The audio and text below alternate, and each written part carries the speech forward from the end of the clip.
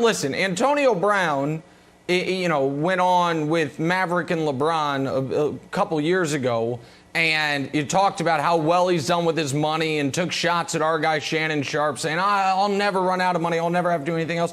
Man, no matter how much money you've got in the bank, whether you've got a ton or a little, not only do you always want to make a lot of money, sometimes money is also just a sign of respect and standing.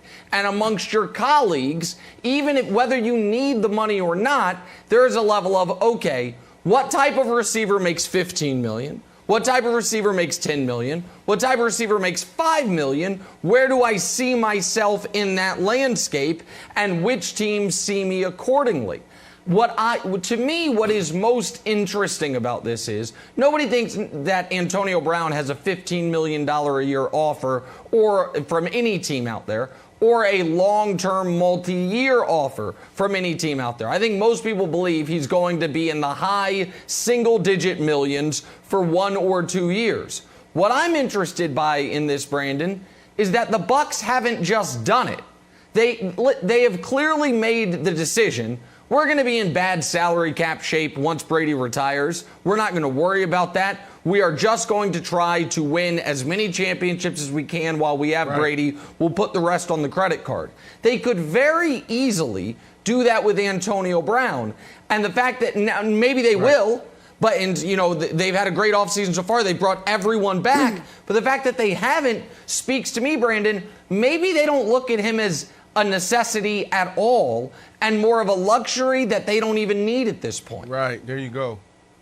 I agree with you. When you look at it, though, there's so much to this story. So they brought back all 22 starters. It's unheard of, okay? But they also so that means they brought back Leonard Fournette. But what did they do? They let Leonard Fournette go test the market. The market wasn't nice to Leonard Fournette, so he went back on a 1-year deal. So now he's back on a 1-year prove-it deal. That's the same thing with AB. You're right. It's a luxury. It's not a necessity. They let AB go test the market, and they want him for cheap. Now, AB, on the other hand, this is where I disagree with you, Nick, is when you talk about money and him being on that show, and LaVar, you understand this. You know this. Look, when you go by, and I'm only comfortable talking about his finances and his money because he highlights it on his social media all the time. And that's fine for a lot of people. But when you see the big house, when you see the Lamborghinis, when you see the jewelry, when you see the trips in jets, like a jet trip, like that's $30,000 to $60,000 depending on where you're going. So that money can run out fast. We hear about it all the time. Mike Tyson once had $400 million and then he went bankrupt. We hear it all the time. So AB may be in a situation where he has to go get the money. But yeah, I do believe that there is a sign of respect. There's a respect factor there where, I'm Antonio Brown. I deserve more than $2 million, which he does. But at the end of the day, this is his business. This is his livelihood. And making $2 million at that lifestyle probably just doesn't work, Wilds. Yeah, well, tell me about the private jet fuel cost. You're right, Brandon. Woo!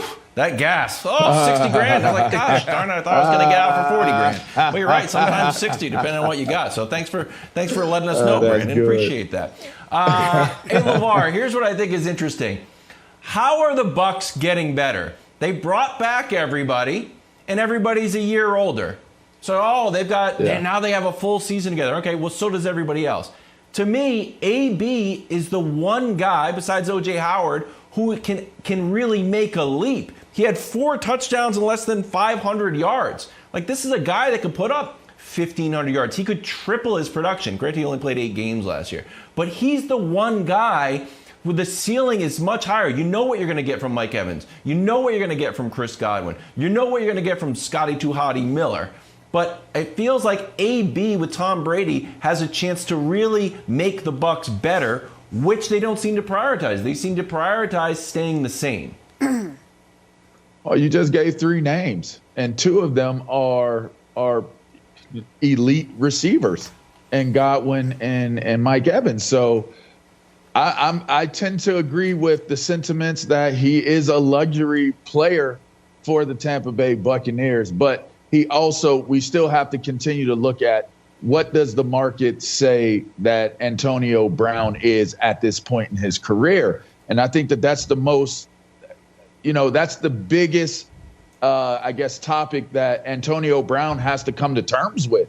Is I believe that he's worth more than $1 million out of base salary, but I don't see if Tampa doesn't want to do that, and if another team doesn't want to do that, then how do you do it? Thanks for watching. Subscribe here to get the latest from the show. Also, be sure to check out more of the best clips from First Things First, or go watch a few segments from our other shows on FS1.